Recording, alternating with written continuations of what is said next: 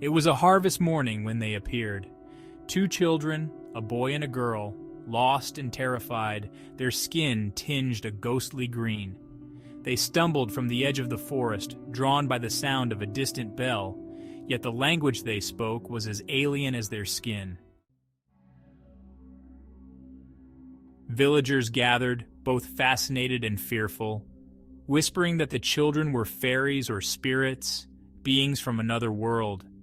It was the 12th century in the quiet village of Woolpit, England, when these strange children appeared, shrouded in mystery and otherworldly lore. They would speak of a homeland cast in twilight, of a world beneath the ground, a place forever cloaked in an eerie green light. Who or what were these children? And what secrets did they bring with them?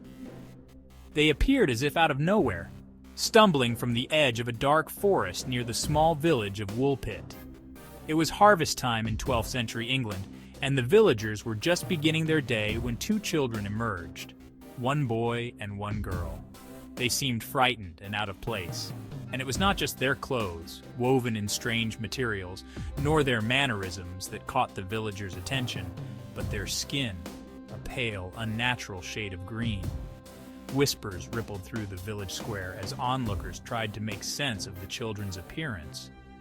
Were they the children of a fairy queen, sent from the other world?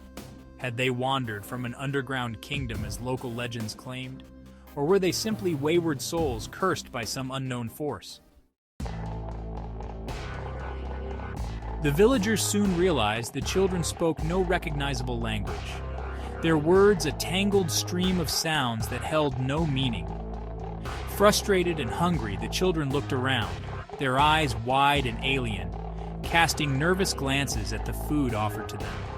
Bread, meats, fruits, every local delicacy was rejected, and soon the villagers grew wary, suspecting witchcraft or something far stranger.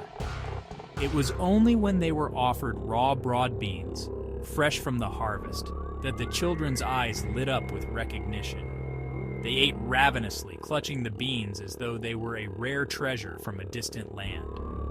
Curiosity eventually overtook fear, and the villagers took the children in, hoping to learn who or what they truly were. Sir Richard de Calne, a local landowner, offered to house them, intent on unlocking the mystery behind their origins. Under his roof, the children's strange language softened, and they began to learn the ways of their hosts, adapting to their customs, though never fully abandoning the peculiar quirks that marked them as outsiders.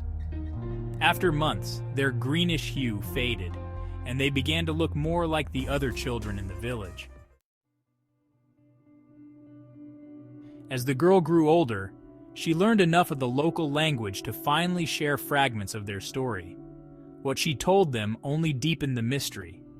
She and her brother had come from a land she called St. Martin's Land, a place where the sun never shone brightly, and everything was cast in a perpetual green twilight. There, the people lived underground, in a world of dim light and shadow, with rivers and fields that glowed with a strange green hue. She remembered wandering away from her home with her brother, guided by the sound of distant bells. Following the eerie echoes, they had stumbled through a cavern and found themselves blinded by an intense light, unlike anything they had seen in their homeland. Disoriented and afraid, they had emerged into Woolpit's fields, lost and stranded in a world they could not understand. The girl's story sent chills through those who heard it. Woolpit was a village steeped in superstition, and tales of fairy folk and hidden realms were often whispered around fires. Yet, here was a story more real, told not by old men or wandering storytellers, but by a child who had appeared in their midst. Some believed the children were fairies, lost from the realm of the Siddhi, the hidden world that ran alongside their own. Others speculated they had come from an underground civilization, an entire world hidden just beneath their feet. There were even whispers of cursed spirits or wayward souls trapped between realms, drawn to Woolpit for reasons beyond mortal comprehension.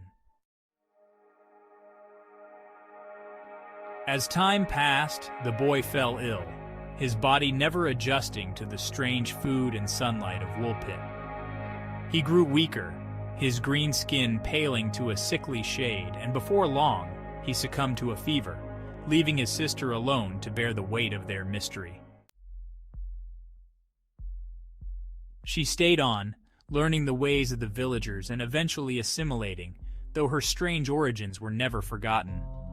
Rumors followed her into adulthood, stories of an otherworldly child with a hidden past, a girl who had emerged from the forest green and fearful, only to grow into a young woman marked by secrets. Generations later, the tale of the green children still lingered in Woolpit, woven into the fabric of local folklore. Some villagers swore that on quiet nights, when the wind whispered through the fields, they could hear the faint sound of bells ringing from deep within the earth. Others claimed to have seen shadowy figures at the forest's edge, green-skinned children watching silently before melting back into the trees.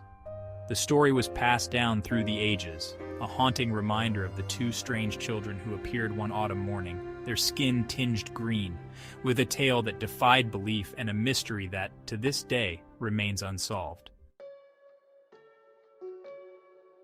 Who were they? These children of twilight and green? Were they lost travelers from a hidden world, refugees from a land that lay beneath the earth, or simply a tale born of superstition and fear? In Woolpit, the questions have never faded, and the enigma of the green children lives on, a reminder that some mysteries are best left untouched, and that not all who wander are meant to be found.